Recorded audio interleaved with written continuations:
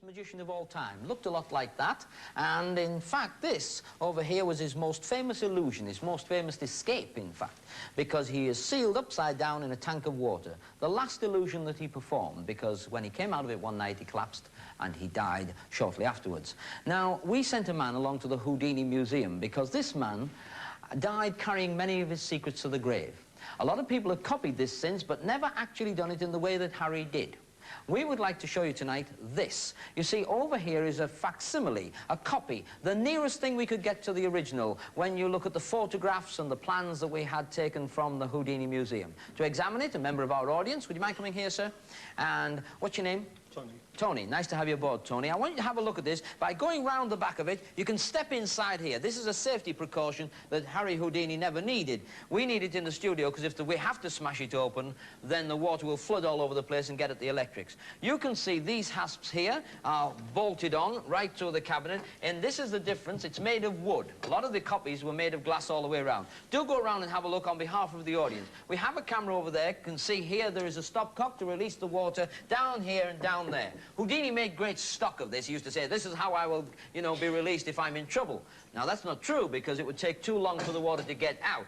We have got standby club hammers in case anything goes wrong, and on the other side there's a large axe. Are you happy with what you see over there, Tony? Yes, fine. Oh, you're over there. Sorry, I thought you were going around the other side. Now, over here, you see, this is the top of the thing. Now, in the side, I hope you can see this, Tony, if you come round a little bit here, you see these slots here? Yep. These hasps, and there are 4 of them, close into that and lock it down onto the top of the box. Got the idea? On the side of here, if you could come right round here, Tony, because I would like the people at home to see, there is a snap lock. Now, the only way that lock opens is with the key, all right? That's the only way the lock opens. If it's shut, have a look. It doesn't open at all. You've got to agree to that. The other thing that holds it shut is this. There's a metal frame goes all the way around the top. Can you see that? All the way around. When this hasp is open, put your hand in there and try. It still doesn't pull apart. Just try to pull that apart, okay? Now, you see the effort, and you had to lift it a bit. Now, the man's weight is pulled down in there, in truth, and I'll tell you why. Because he's hanging by the ankles upside down in there, yeah? So, this gets lifted up, and the man gets lowered in there upside down and locked inside. Obviously, he's very restricted, and that's the other thing that's different about this and the copies. It's not very tall. People have since built them much taller. So if you could get your clothes off, sir, and if you don't fancy... It's not big enough. Well, no, you never know. So anyway, you just hold that a moment. I'll keep the key, and you can see that if it's snapped shut, it won't open. You've examined that. You're happy with that. Let's meet the man that's going to do this world-famous illusion, and for the first time since the death of Houdini, in the manner of Houdini, with the cabinet of Houdini, will you please welcome my son, Martin Daniels. Yes. Tony's examined everything. You okay? Yeah. He's okay. And how long have you been in training for this one? Just under a week.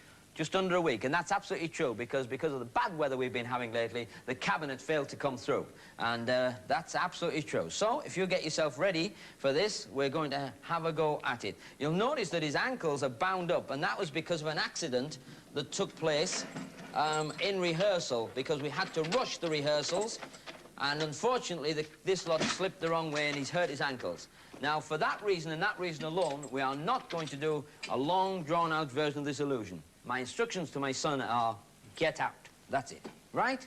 Now then, we're going to put a cushion down here and go there.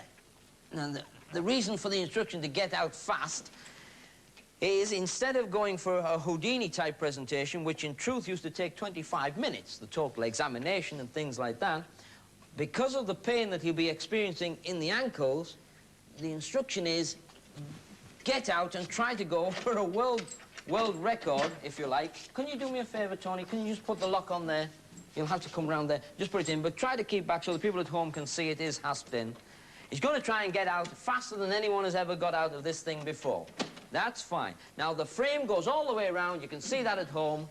And now we're going to do the most famous illusion of all time. I'd like to thank you for your time, your company. I'd like the key. Would you return to your seat in case we have to take emergency action? Thank you. Right.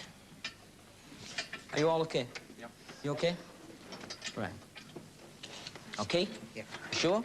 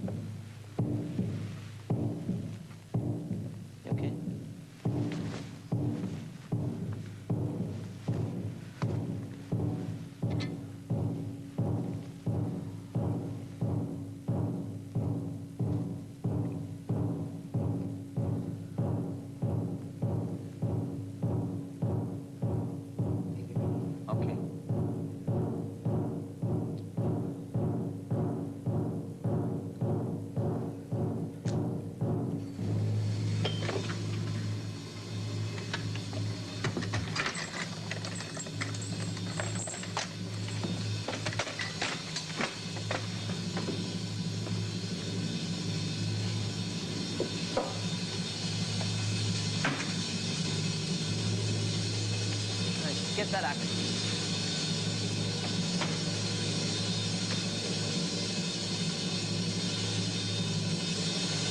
Go!